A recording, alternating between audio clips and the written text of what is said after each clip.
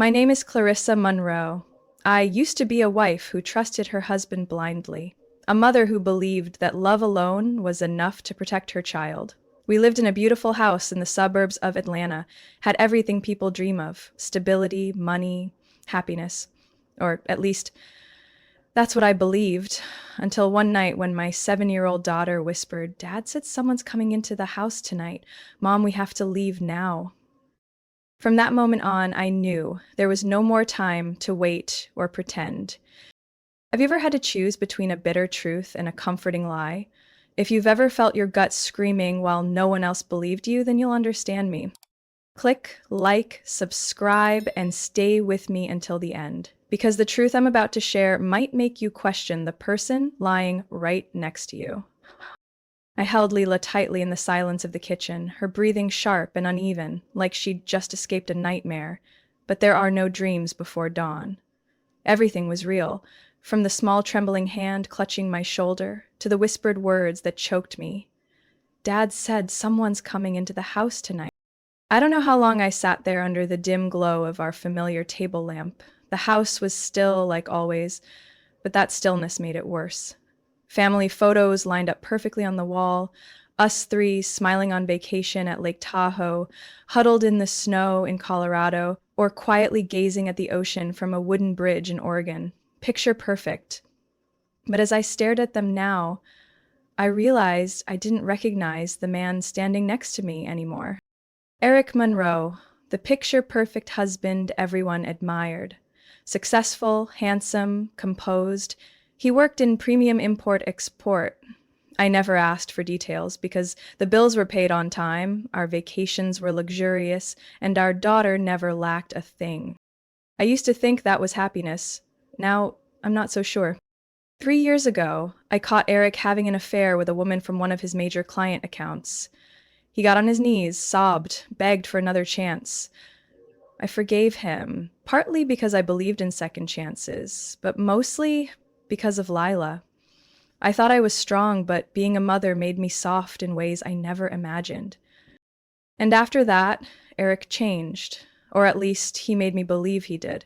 He spent more time with Lila, took us on more family trips, installed a new security system, bought me a new car to keep you safe. He even gave me a necklace engraved with my and Lila's names, saying, "Family is the only thing I'd never trade." I cried, touched, and foolish. Tonight, sitting with those memories, every act now felt like a puzzle piece in a picture I'd been too exhausted to see clearly. The watch he forgot this morning, a limited edition Rolex I nearly spent my entire year-end bonus on as a second Christmas gift after our wedding, he'd never taken it off.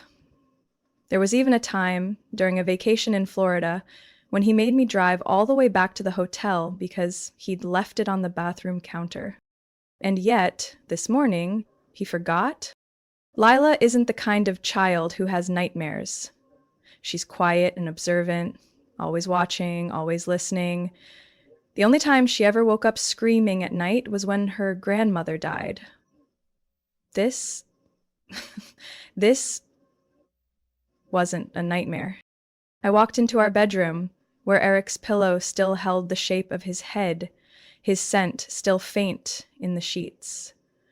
My phone buzzed with a new email from Emirates, confirming that Eric Monroe had canceled his flight to Dubai the night before. I blinked. Canceled? I opened a message from Eric sent at 3:58 a.m. "Getting on the plane now. Love, you and Lila. See you soon."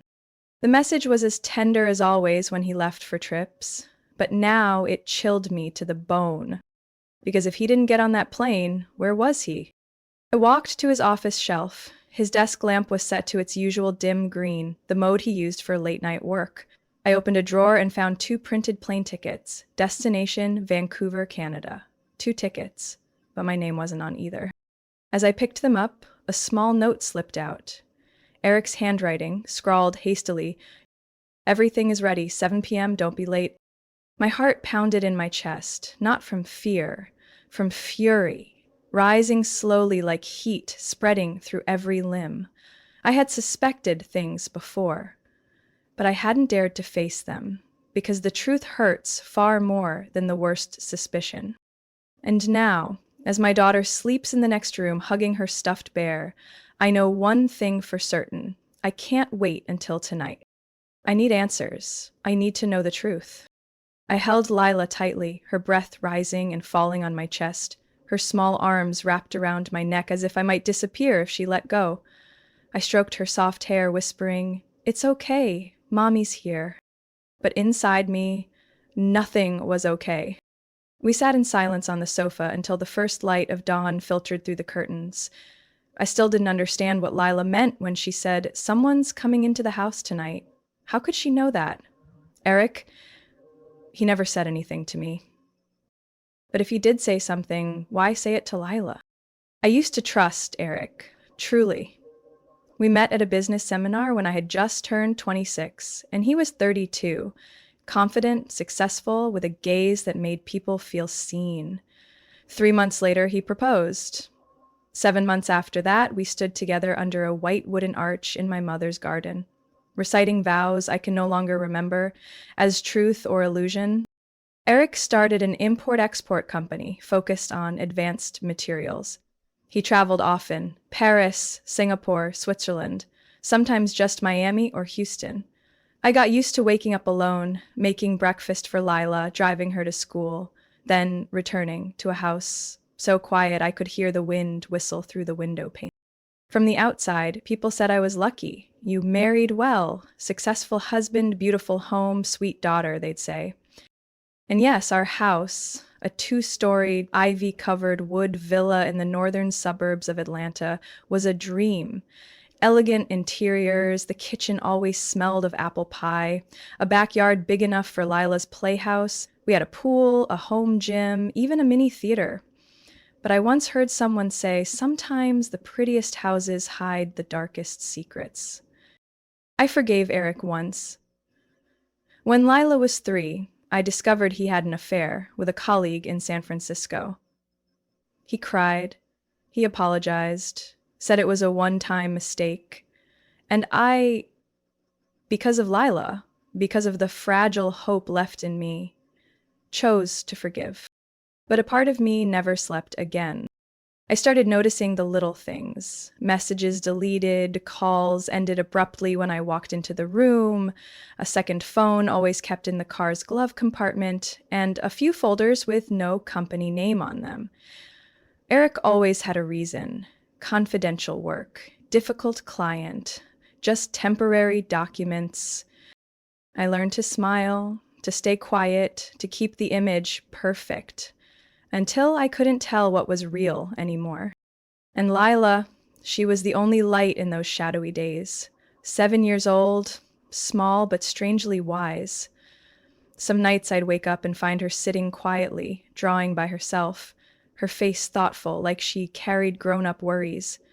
I once asked, "What are you drawing?" She replied, "A house with locks on the doors where nobody can sneak in." I laughed, painfully. Looking back, maybe she always knew. More than I did. That morning, after calming Lila and taking her to school, I returned to the house that used to be our home.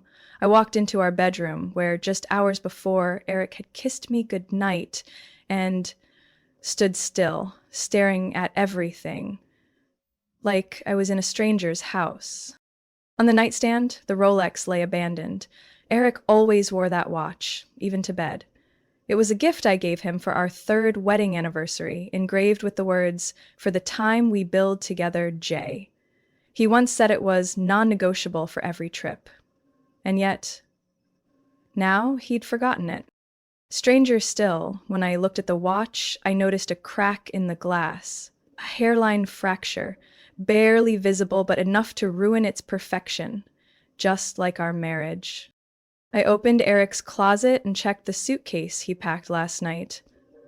Empty. And clothes, no shoes, nothing. Eric had left for a business trip, but took nothing with him. I collapsed onto the bedroom floor, my back against the bed frame, still holding the cold watch in my hand. I couldn't breathe. It felt like the air had been sucked out of the room. I wanted to cry, but no tears came, only a whisper echoing in my head. We have to go. Now. Lila had said that. My daughter. So small, yet the only one brave enough to voice what I'd been avoiding. We weren't safe anymore. Not emotionally, not physically, truly not safe. I stood up and stepped out onto the balcony, looking down at the backyard. Morning sunlight touched the lavender stems in a soft purple glow. Breathtakingly beautiful, but it was a deceiving kind of beauty. I knew I couldn't keep pretending. No one hears the crying inside a perfect house, but I wouldn't cry in silence anymore. I would listen to my daughter. I would leave. But where to? And from what exactly were we running? I still didn't know. I took Lila to school, along the usual route, but my grip on the steering wheel was so tight my nails dug into my palms. She sat in the back seat, eerily quiet. Normally she'd be humming, asking questions about the clouds or the color of passing cars. But that morning, not a word, only her eyes staring out the window, as if she too was trying to piece together the fragments in her mind. I pulled up in front of the school and leaned over to kiss her forehead. "I'll pick you up early, okay?" I whispered. Lila nodded, stepped out of the car, and looked back at me for a long moment before walking through the gate. She looked so small, her backpack too big for her tiny frame. My chest tightened. Something was threatening us, and my daughter felt it before I did. I didn't go home. I drove straight to the airline office that matched the confirmation Eric had emailed. The clerk tapped a few keys, then looked up at me politely but distantly. "There's no one by that name on any flight to Dubai today. There's no reservation." I thanked her and walked straight to the parking lot. The ground beneath me seemed to shift. I leaned against the car door, tried to breathe, but the air felt thick in my throat. So, where did he go? And why lie? I drove home like a machine. The house glowed in the early sunlight, peaceful, almost too perfect. I unlocked the door with my fingerprint, stepped inside, and felt like I was walking into a trap.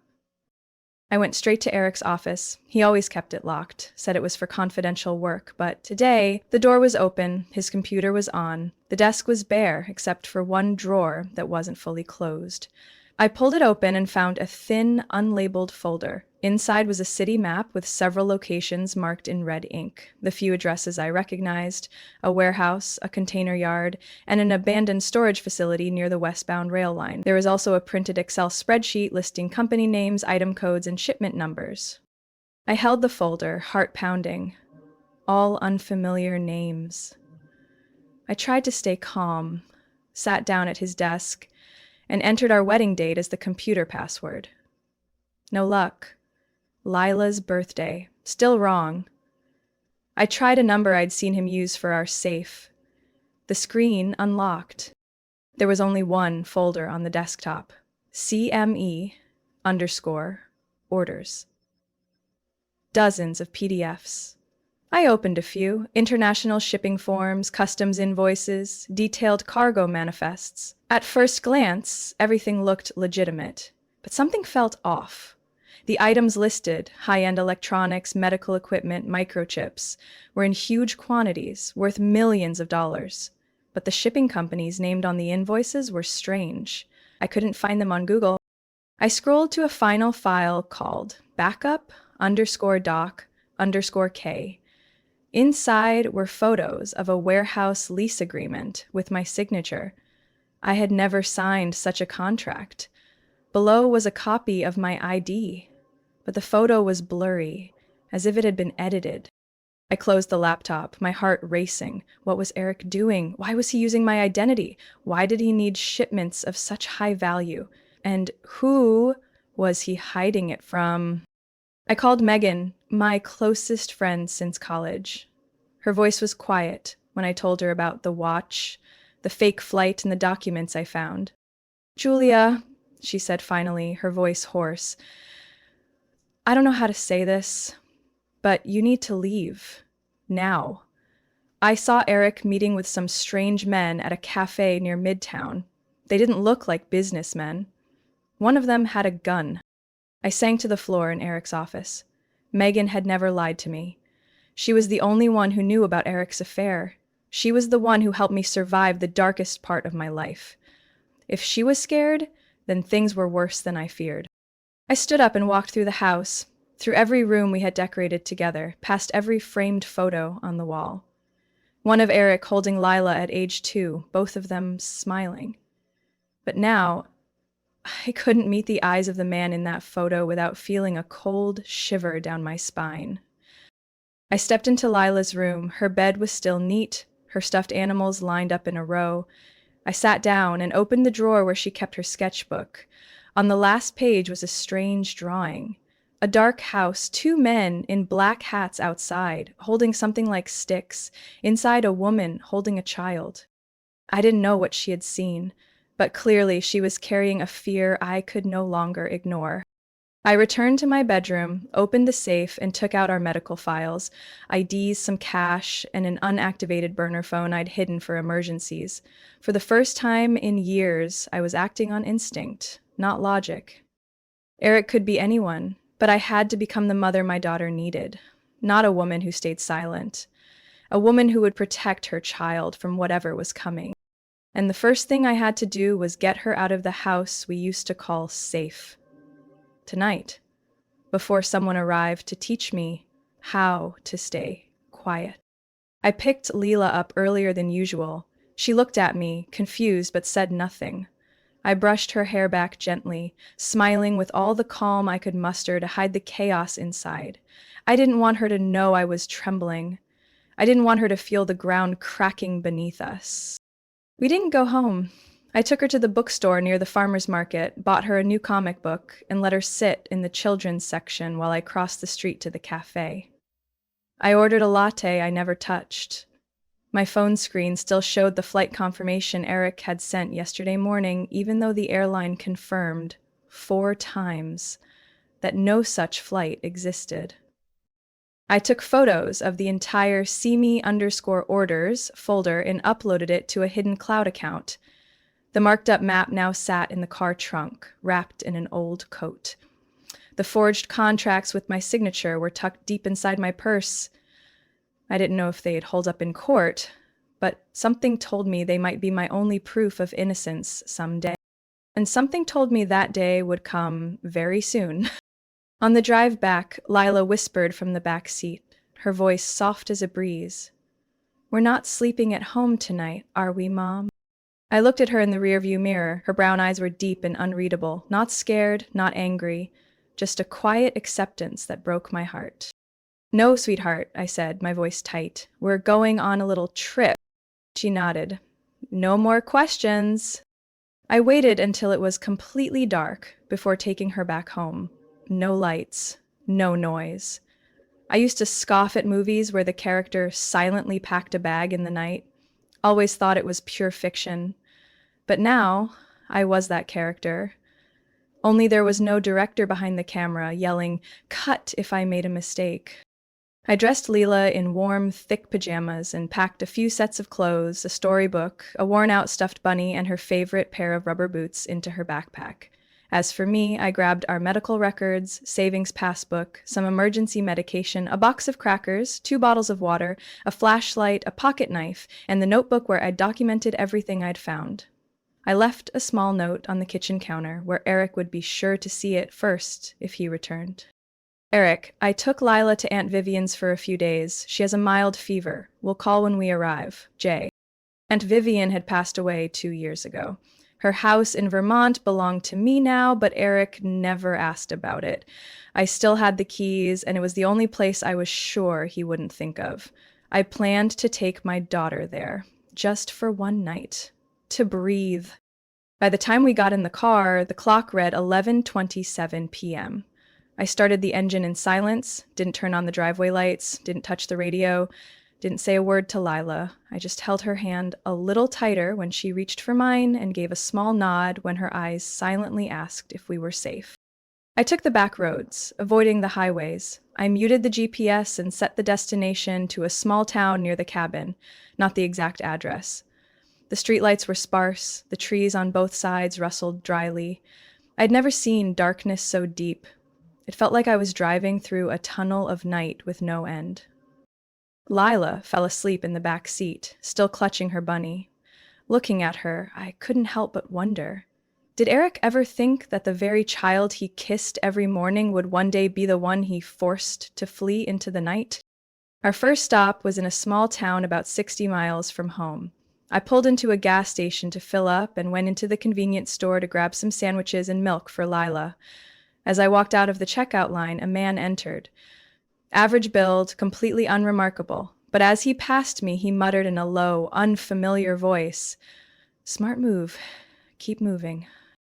I spun around, but he was already gone, vanished among the shelves. I rushed outside, scanning the lot, but saw only my car and two large trucks parked in the distance. Back in the car, my hands trembled as I turned the key in the ignition. When I sat down, Lila was watching me. "What did that man say to you, Mom?" I swallowed hard.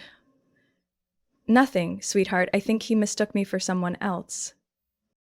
She didn't respond, but her eyes told me she didn't believe me. And truthfully, I didn't believe myself either. I buckled up, pressed the gas, and pulled away from the gas station. Soft instrumental music played from the speakers to help calm my racing heart. We were still far from our destination, but I knew one thing for sure. If I hesitated any longer, I would lose my chance to protect my daughter. Andreno. Everything was spiraling out of control, and I needed to know what we were running from before I was swallowed whole by the secret Eric had buried all these years. We reached the lakeside cabin just before 3 a.m. The place was dusty and silent, as if it had fallen asleep with time. I opened the door. Its hinges creaked in the quiet night, sending a chill down my spine. Lila rubbed her eyes and stepped inside quietly. No whining, no questions. She was too good, too understanding, and that broke my heart. The cabin belonged to Aunt Vivian. I'd spent a few summers here as a child, fishing, camping, listening to the rain hit the wooden roof at night. But since she'd passed, I hadn't returned. I'd let the memories rest with the house until I had no other choice. I opened a window, letting the cold air and scent of pine cut through the mustiness. Lila curled up in an old wool blanket I found in the closet, resting her head on my shoulder as I sat beside the fireplace. I didn't light it. I was afraid the smoke would draw attention. We needed quiet more than we needed warmth. I sat there for a long time, listening to the steady rhythm of her heartbeat against my chest. Outside, the darkness was thick like oil.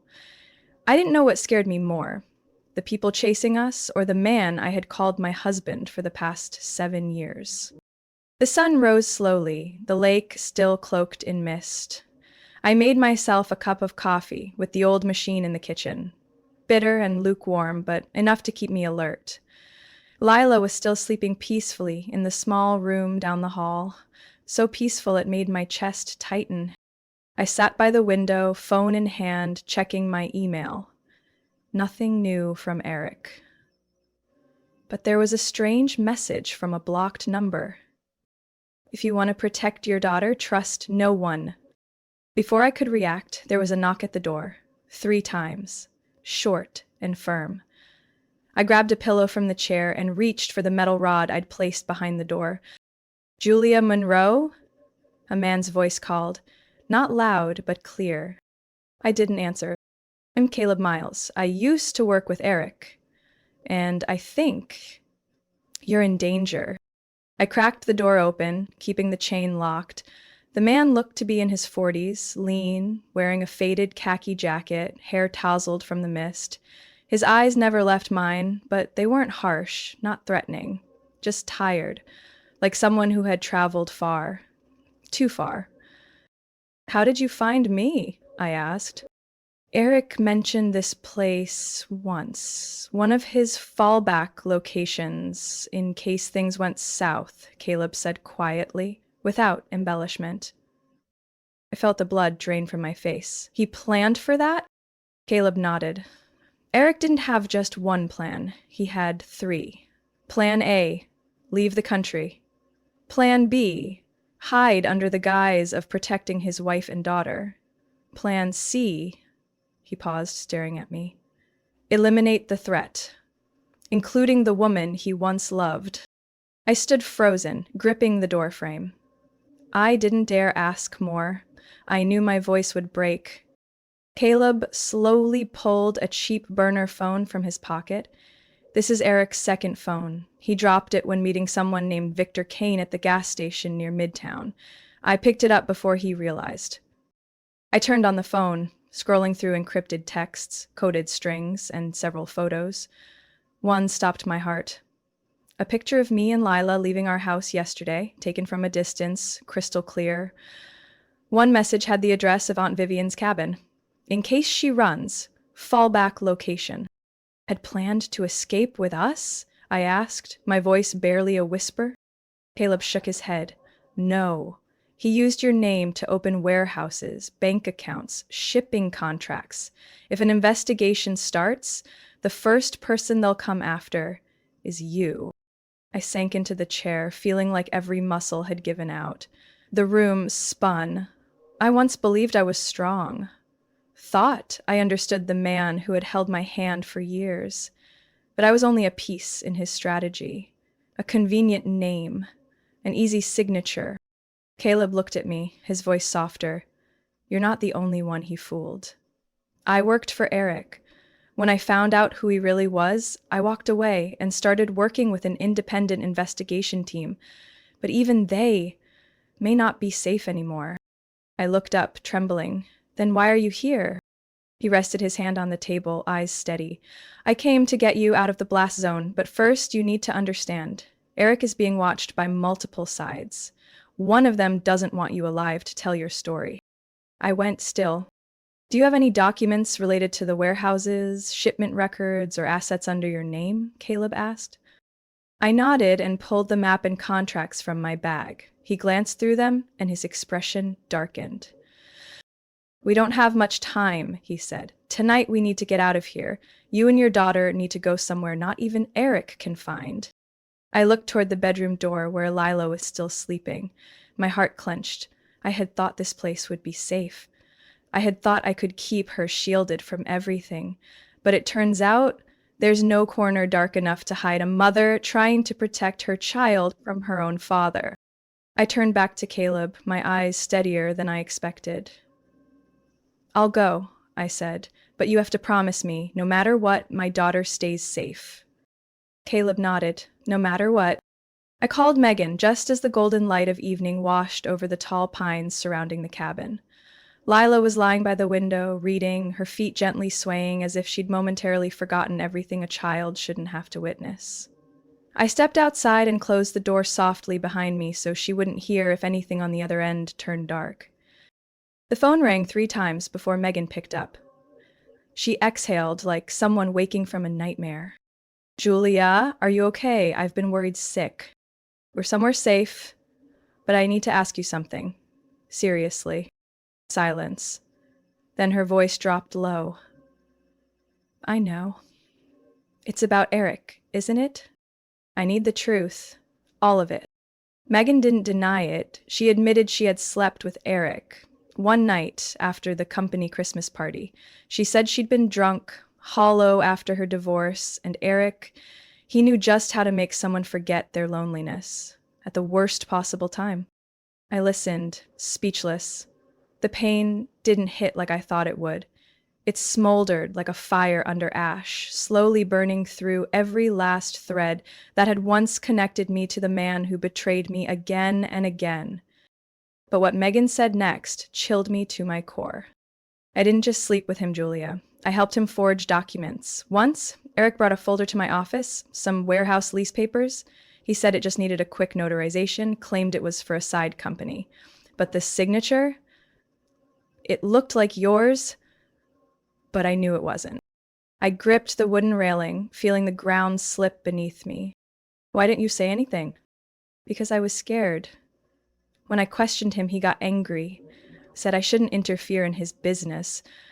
A week later, I heard him on the phone, talking about moving product across the border. I heard your name, and then Victor Kane. I couldn't breathe. That name, Victor Kane. Caleb had mentioned him. A man with no face online, only whispers about a smuggling operation so powerful local police wouldn't even touch it. Do you know who Victor is? I asked, trying to keep my voice level. Not really, just that whenever Eric said his name, he changed. Cold. Ruthless. I ended the call after warning Megan to stay silent and not tell anyone where I was. When I returned inside, Caleb was making coffee, his eyes calm like the still lake outside. "Is that woman trustworthy?" he asked. "She was once my best friend." "I think she's not so different from me," used by Eric without realizing it, until it was too late. Caleb didn't ask more. He handed me a small case. Inside were copies of documents he had recovered from Eric's burner phone, lists of shell companies, warehouse addresses across multiple states, and a transport tracker. Shipments that I now believed contained high-end counterfeits, packaged to look like the real thing mixed in with legitimate cargo. "You understand, right?" Caleb said, voice low. "If this blows up, you'll be the first person they come for. Everything's in your name. Eric's getting ready to vanish. He's already secured fake passports, accounts in the Cayman Islands, and a route to the coast. The question is, was he ever planning to take you with him?" I dropped into the chair, heart pounding. I thought about all the nights Eric held me from behind, whispering about buying a vacation home in Tuscany. I thought about the way he looked at me the day Lila was born, the moment he said, "You're my whole world." But now, I couldn't tell what was real anymore. I asked Caleb, "What do you think Eric would do if he found out I have these documents?" "Send someone to handle it, or handle it himself." I turned to look at my daughter, curled up asleep on the sofa, arms wrapped tightly around her stuffed bunny. No child should have to live in fear like this, and I, despite all my mistakes, wouldn't let anyone touch her. "We need to leave," I said, "tonight." Caleb nodded, his eyes finally betraying a flicker of worry. "There's someone I trust, an independent agent. He's tracked Victor Kane before. If you agree, I'll connect you." "What could he do?" "Protect you and Lila, and if you're willing, help you testify." I didn't answer right away. I walked over to my daughter, stroked her soft hair like silk threads. I whispered, "Sweetheart, I promise. No matter what happens, I won't let anyone hurt you, I swear." Night fell. The darkness settled over the old wooden roof like a heavy blanket. I looked out at the lake, so still it was frightening. Not a sound. But I knew, out there, someone was still watching us. And this time, I couldn't just run. I had to end it. Cleanly. Before it was too late. I agreed to meet the agent Caleb mentioned. His name was Nathan Reed, a man in his 50s, neatly cropped, salt and pepper hair, dressed plainly. His face gave little away, but his eyes were sharp, scalpel sharp. When I looked into them, I didn't see judgment like I had from others who heard my story, but something closer to belief, and I clung to that like a branch in a flood. We met at a roadside diner about 30 miles from the cabin. Lila sat at the next booth with Caleb, eating butter cookies and sipping warm milk. I sat across from Nathan, my hands fidgeting with a lukewarm cup of tea. "Do you know why Eric kept you around for so long?" Nathan asked, voice even. "I used to think it was love. For our daughter," I said, almost sighing. "But now I'm not sure of anything." "It wasn't love," Nathan said bluntly. "It was to make you the perfect cover. A mother, a devoted wife, no ties to anything criminal. When someone starts investigating, they see you first and stop." I gripped the cup tighter, my hands shaking. "We have evidence. Eric is preparing to flee. He's ordered 2 fake passports from a group in Honduras. He also transferred a large sum into an offshore account under your name and someone named David Rowe. Do you know him?" I shook my head. The name meant nothing. Could be an alias, part of the network, but the bigger concern, Nathan paused, locking eyes with me, is that Eric is being tracked. Not just by us, but by Victor Kane.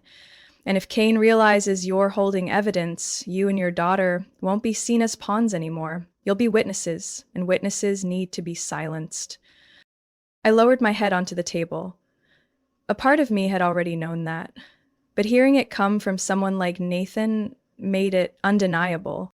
What should I do? I asked, my voice tight with fear. You have to call Eric. Meet him in person if needed. Pretend you don't know anything. Use whatever trust he still has in you. We'll be listening, tracking, gathering evidence. I stared at him, stunned. I don't know if I can do that. I'm scared. You should be, he said, his tone neither harsh nor gentle. But you need to understand. Only if he incriminates himself can this end. Otherwise, he'll disappear again. Or worse, come for you. I returned to the cabin in silence. Caleb didn't ask anything, just drove quietly. It was already dark. The sparse streetlights cast a dull glow on the paved road.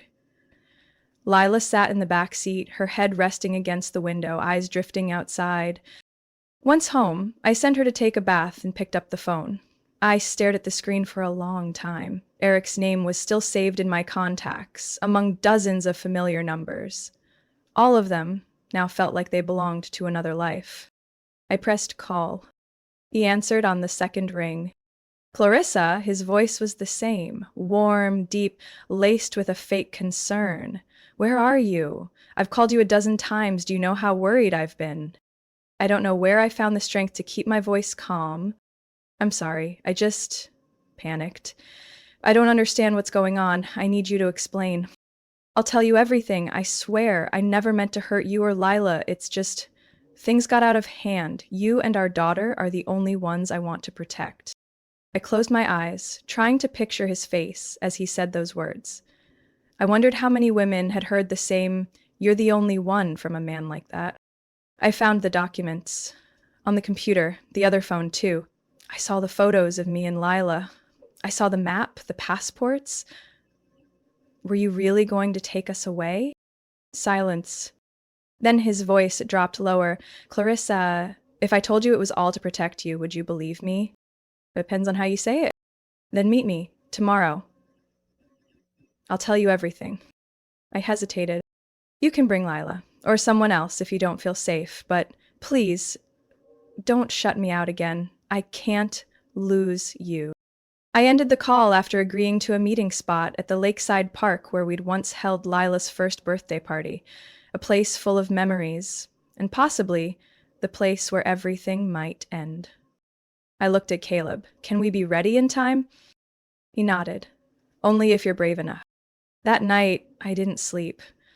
I lay beside my daughter, watching her face as she dreamed, every breath light, every little leg twitch curling tighter. My mind swirled with hundreds of questions, all unanswered. But underneath them all was a burning fear.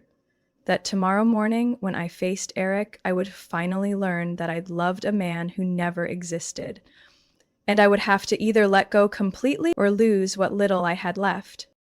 The morning was unusually cold. A thin layer of mist blanketed the lake, light enough it seemed you could sweep it away with your hand. I dressed Lila in her warmest coat, tied her scarf snug, then bent down and kissed her forehead. We're going to see Daddy, I whispered. But it'll just be a short talk. You'll stay with Uncle Caleb, okay? She nodded. No questions, no tears, just wide, cautious eyes. Something a 7-year-old should never have to carry. I arrived at the meeting point 15 minutes early. The lakeside park was deserted. The chipped wooden benches sat scattered beneath leafless trees. I chose the bench closest to the water, my back to the path, as if offering myself up to fate, or testing which direction Eric would come from. My hand gripped the phone tightly, the one linked to Nathan's recording device. He and Caleb waited in an old utility truck parked nearby, posing as repairmen working on a public hotline. Right at 9 o'clock, I heard footsteps. I didn't turn around immediately. The familiar scent of his cologne drifted by, and then his voice, soft as wind, brushed my ear. I didn't think you'd come. I looked up. Eric stood there, hands in his coat pockets, looking completely calm, like we were just two old lovers running into each other after years apart. I didn't come for you, I said, steadying my voice. I came for our daughter. He nodded and sat beside me, the space between us wide enough to keep from touching, but close enough that I could feel the cold dryness of his breath. I saw the documents, I said. The maps, the contracts, the photos, the passports. I know what you've done. I just don't understand why. Why bring me into it? Eric was silent for a long time. Then he pulled out a folded sheet of paper and placed it on my knee. This is why. I opened it. It was a copy of a stock transfer document from a company called Waterfield Holdings, with ownership transferred to me.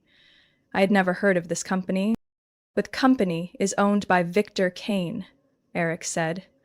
It used to be your father's company. I turned to him, stunned. Him? Used to work for Kane. He tried to break away, but failed. Before he died, he left you a portion of ownership you never knew about. Kane thought you were keeping secrets, so he targeted you. I was hired to watch you, monitor you. But things didn't stay simple. I recoiled, the wind stinging my face and eyes. So from the beginning, you got close to me on purpose? He didn't answer right away. At first, yes, he whispered. But then I fell in love with you, with our daughter. I wanted out of everything, but when Taylor, our accountant, started skimming money and threatened to expose us, everything shifted. I had to protect you. Protect Lila.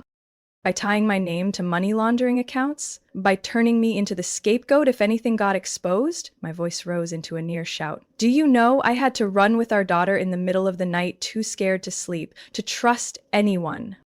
I had no choice, Eric said, his voice cracking for the first time. Kane was getting suspicious. If I didn't prove I still had you under control, he'd think I'd turned. When I told Lila to tell you to leave the house, it was to move you out of his sight. I didn't know Caleb would find you. I had no idea you'd uncovered so much. I gripped the paper tightly in my fist. If you truly want to protect us, then give me everything. Names, addresses, shipping routes, bank accounts, all of it. Eric looked at me, his eyes darkening. If I do that, Kane won't let anyone survive. Not you, not Lila, not me. You think Caleb can protect you, or those agents behind the rusted trucks? I blinked, heart skipping a beat. You know they're here? Eric let out a strange, almost sorrowful laugh. I've been tracking your phone since the day we met. You really thought you could hide from me? I had nothing left to say. Words meant nothing now. All the years together, every memory, every night he held me in sleep. Was it all part of his surveillance strategy? Then why are you here today? I asked. To do what? Silence me? Eric didn't answer. He stood and took one step toward the lake. Let it be your decision, he said. If you want to turn me in, do it. But if you believe, even just a small part, that what I did was still for you and our daughter, then give me a chance to make it right. I watched his figure disappear behind the trees. Nathan's voice came through the device in my ear. We got everything, enough to file charges. I didn't answer. I just lowered my head, hands still clutching the wrinkled sheet of paper. The wind coming off the lake carried the scent of damp grass and ash. I didn't know if I had just lost someone or finally laid down a burden, but I knew this was only the beginning of a battle with no way back. We left the park as soon as Eric vanished. Caleb said nothing, just opened the car door for me. Lila was already in the back seat, holding her stuffed bunny, eyes wide and unusually quiet. She didn't ask what I had said to her father. Maybe she didn't need to. Maybe all she needed to know was that I had come back, still breathing, still holding her hand. On the way back, I rolled down the window, letting the cold air soothe the sickness rising in my stomach.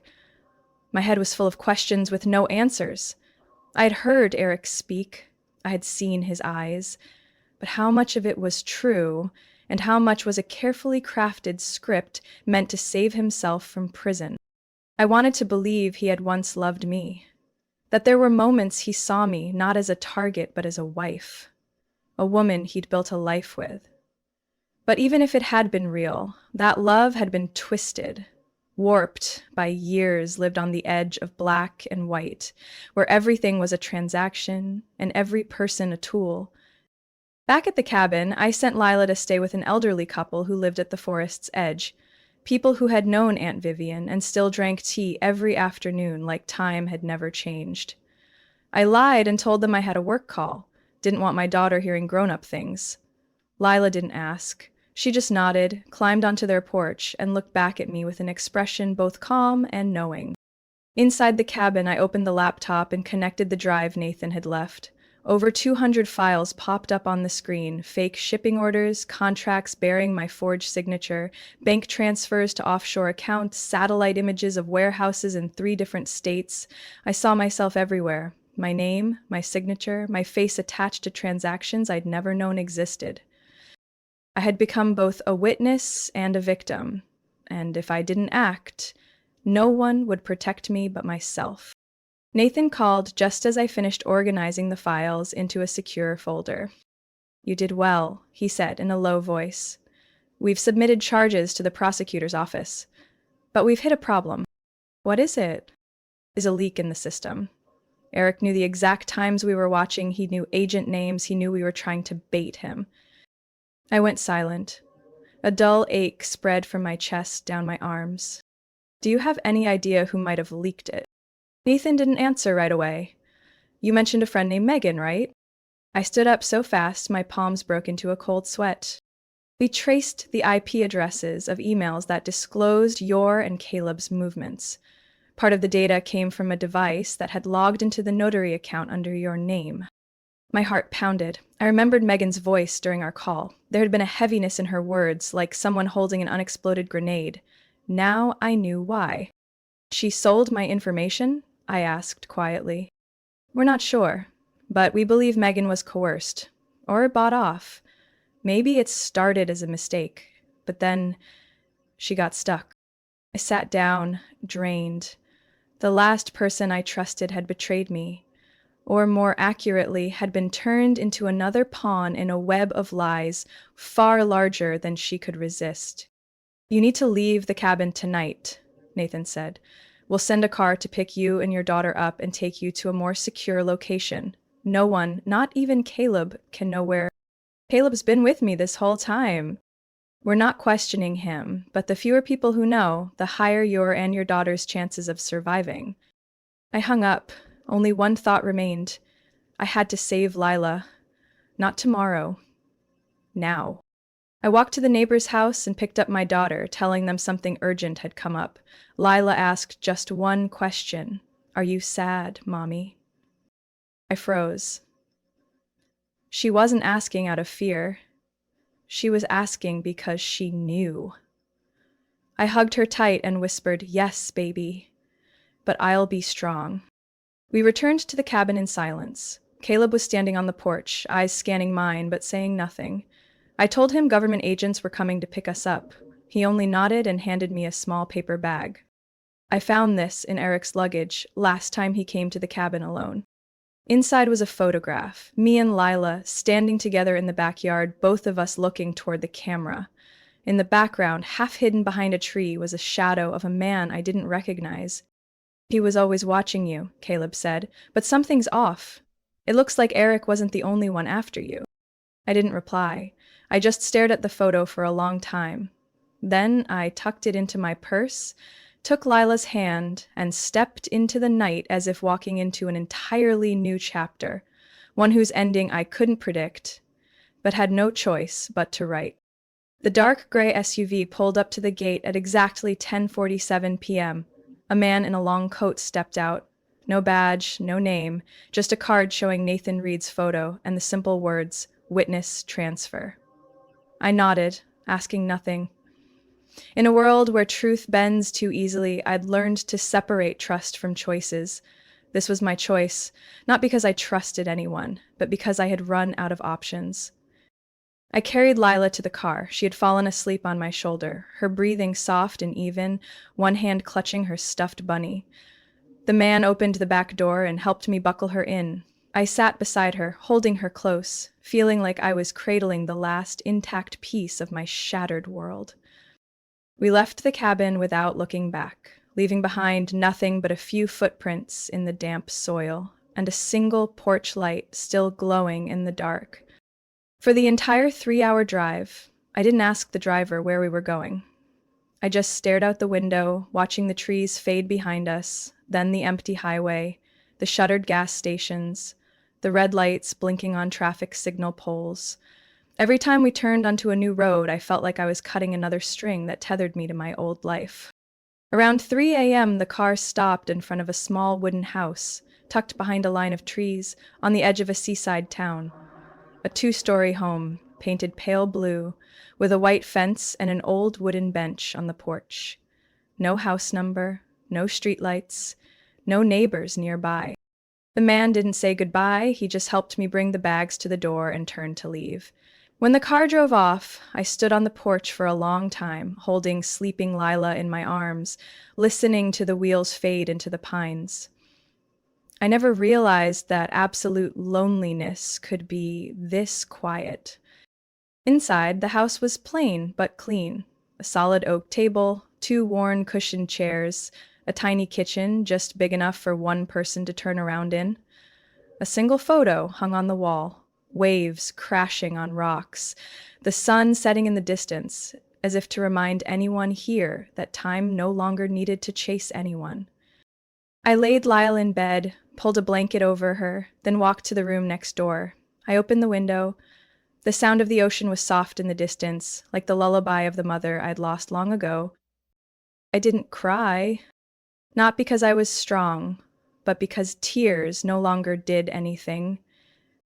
The next day, I started over, not by cleaning or journaling, but by doing what I knew best, protecting my child. I reached out to a small law office in the area and asked for a part-time assistant job. I didn't mention my past. I didn't use my old last name. I used my mother's middle name, Clara James, and introduced Lila as a little girl who had just changed schools after her father passed away. No one asked questions. In places like this, people understood that silence is its own kind of kindness. Lila adjusted quickly.